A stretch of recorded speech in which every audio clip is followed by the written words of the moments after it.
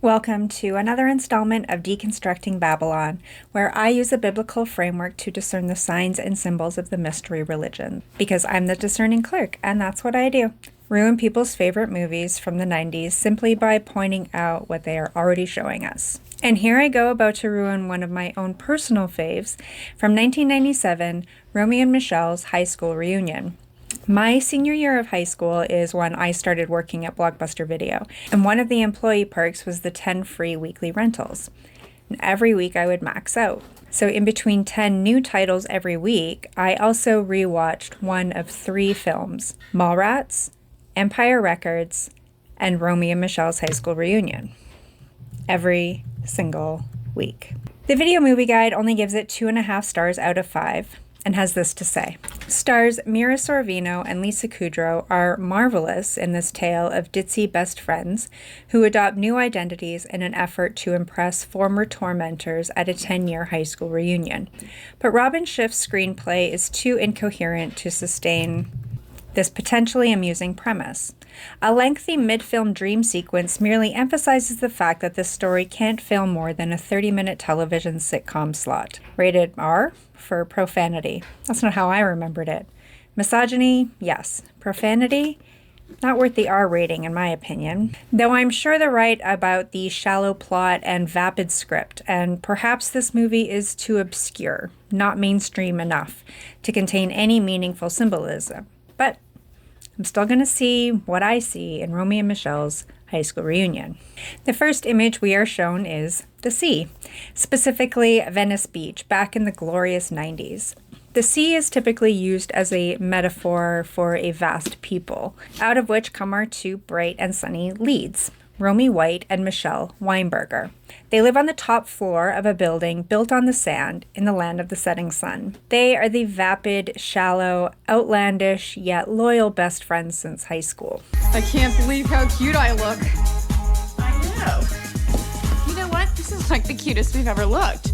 Right away, we get the sense that these girlies are happily stuck in their youthful thinking, and they don't seem to desire more than their simple routine of clubbing and working out. Romy works as a cashier at a Jaguar dealership and service shop, and here's that 90s misogyny we all love so much. I mean, we must love it based on how often we see it.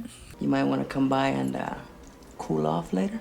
While at her menial job, she encounters a former classmate from high school, Heather Mooney, and learns like the rest of us that time is broken and their 10-year high school reunion is upcoming. You're kidding me. It's been 10 years since high school? God, where have I been? The girlies dig out the old yearbook for a trip down memory lane, and the audience are blessed with the first of several flashbacks. Got a light? Heather is the white rabbit, so to speak, that leads the girlies down the rabbit hole of their adolescences with a surprising level of self-awareness. Well, we definitely weren't in the A group. But you know what? We weren't really in the B group either. Okay, we weren't in the C group, were we? This is why cinematic high school groups get names now instead of a descending scale. But apparently the C group has both the honor students and the losers, but not our girlies. The highest honor student is Sandy Frink, the loser genius who has a crush on Michele and is never deterred.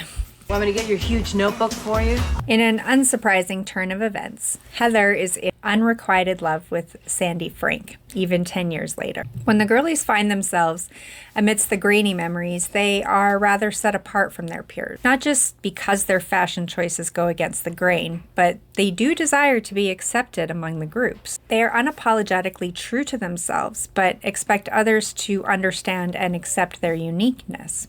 Unlike the aforementioned A group, the Pastel Plastics, led by Christy Masters and her boyfriend, Billy Christensen. These names.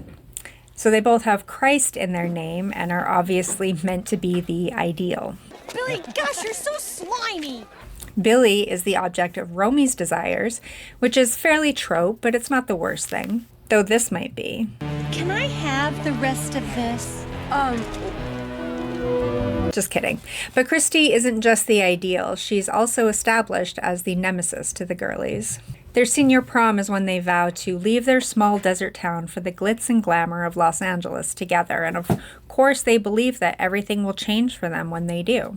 For the perfect couple, however, peaking in high school is a very real threat. The girlies didn't peak in high school, but they do plateau. This is turning out to be one of the very best nights of my entire life. Maybe they did peak in high school. That's sad. You know, I mean, we live in LA and they are still stuck in Tucson. When Romy and Michele were in high school, they dressed primarily in black and dark clothes, all their own designs, and they were considered radical, against the demure and understated masses. 10 years later, their fashion choices have changed significantly. Still they are their own designs, and they are still considered radical. Their decision to move to LA wasn't towards something necessarily, but simply away from the people they perceived to be unfashionable. And they truly expected changes to happen to them and life to happen for them. I mean, we never really tried before. I mean, we never really had a good enough reason like going to a reunion to motivate us. As they attempt to quickly turn their lives around for the sake of bragging rights, they realize they have no control over their circumstances. Their desire to impress the very people they look down on and left behind in their pursuit of fashion, but they also carried wounds from the rejection they experienced. We can go to the reunion and just pretend to be successful. So change a plan for the girlies. Instead of new jobs and boyfriends, they need new clothes and a cool car. So Michele needs to make them new clothes, business suits, okay? And since Romy works at a Jaguar dealership, she will get the car. But rather than try to get a new Jag to borrow and drive to Arizona, she asks one of the mechanics to borrow the convertible he's working on. So she pretends to have sex with him at their workplace. I said it before and I'll say it again. The 90s did the absolute most for misogyny. So powerful. I'm coming. Okay, thanks. Get off me now. The girlies get on the road to Tucson with an epic soundtrack, being sure to change into their home-sewn business suits before they arrive. What kind of business you in? Based. They come up with their business story together on the rest of the way to the reunion. These girlies would have been better off being vague like the equally diluted MLM boss babe Huns. Why don't we say that we own our own company? But they get super specific instead, like liars do, and it begins to divide them. When we get to Tucson, we're going our own separate ways. A strange camera angle brings us to the reunion where the girlies are, once again, wearing black amidst a pastel sea. I have to say that the toned-down beige and pastel aesthetic is generally present in the majority of the 90s movies I've watched. It was definitely a 90s style of the time. Even my own junior and senior high grad dresses were likewise muted. In this haze, Michele confronts the pastel plastics and miraculously speaks very convincingly about their lie. And I thought maybe, just maybe, you could raise the viscosity by adding a complex glucose derivative during the emulsification process. After putting them in their place, Michele falls under some kind of spell with Sandy Frank, who is rich and unrecognizable. And Romy gets what she always wanted with Billy, and they go their separate ways until they're old and gray, never forgiving each other. You're pasty hag on a deathbed. But it was all a dream, and we're back at the reunion. Besides the pastel plastics being down one member, not much has changed since high school. You married Billy Christensen? Her name is Christy Christensen. That's funny. Heather Mooney made the trip too, and she causes quite the stir among her former classmates.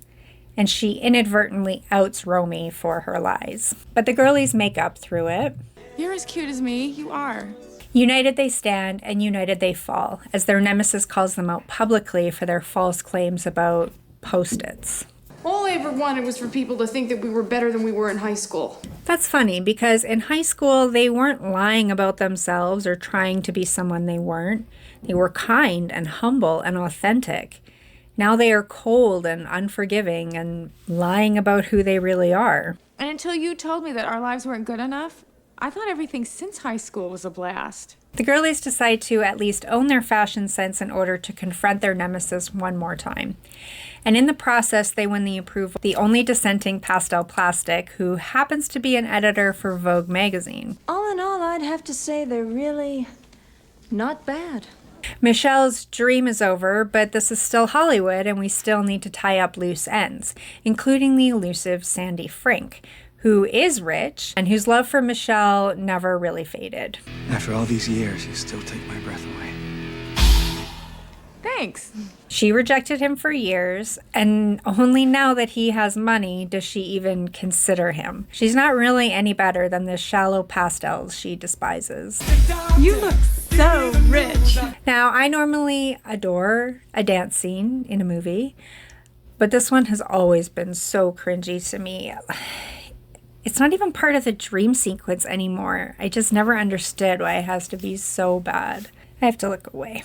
Meanwhile, Miss Mooney meets her smoking hot soulmate when she finally talks to the mute cowboy who plagued her in high school. I like your hat, Clarence. Thank you. Poor Billy gets what's coming to him when he finally gives Romy what she's wanting. She abandons him to his drunken desires and also abandons the luxury car she borrowed for the occasion when the girlies fly home in Sandy's helicopter. 6 months later, and life looks different for Romy and Michele, who own a boutique that sells clothing that they design and make themselves, and also manage the retail clothing store. That's absolutely bonkers. I mean, to give someone like Heather Mooney the chance to express herself through fashion, it could have really changed her life. So has that been the theme the whole time? To know who you are and express it through fashion? To be perfectly honest, none of the fashions featured here influenced me to ever want to recreate. The fashion in Clueless was far more influential for me, clearly, than the neon plastic stylings of Romy and Michele. Okay, hands up. Who can see duality between Romy and Michele? I can't see you. But that was a test, because while there is some duality between the girlies, I think the symbolism can be applied elsewhere. It's my opinion that Romy and Michele are both the sun, but how can that be?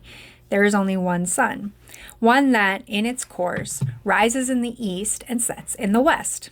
Michele is the rising sun and Romy is the setting sun. Now, I can't really point to anything specific that leads me to that conclusion other than paying attention to the script and setting in its entirety, which I can't show on YouTube, obviously, and I'm not going to speak for 45 minutes straight. So, once more, I will speak to the importance of owning the physical media of the movies you love and love to rewatch. And Heather Mooney is the moon. Besides being in duality with the girlies, being dark in her nature, they told us in her name. She thought she was in competition with the rising sun, Michele, over Sandy Frink. Though what would cause the sun and moon to compete? Worship. Sandy worshipped the sun. He never stopped. He built his life as a sacrifice to Michele. Christy and Billy Christensen, as I mentioned before, are the ideal couple and the Antichrist figure. The high school sweethearts who aren't so happily married, but are the ones the sun girlies look to for love and approval. Ultimately, they want the acceptance not just of the people from high school, but everyone around them. The sun wants to be worshipped just for being the sun, giving beautiful scenery while being unkind, unapologetic, unforgiving, and unwilling to change ever. Not that the sun can change, it can't. Neither can the girlies. So that's all for this one. Not too shabby for a barely 90-minute fluff film. Thank you for enduring to the end. Give it a thumbs up if you liked it and a thumbs down if you didn't. Subscribe if you want to, but don't follow me. Follow the one who saves you. And until next time, keep looking up.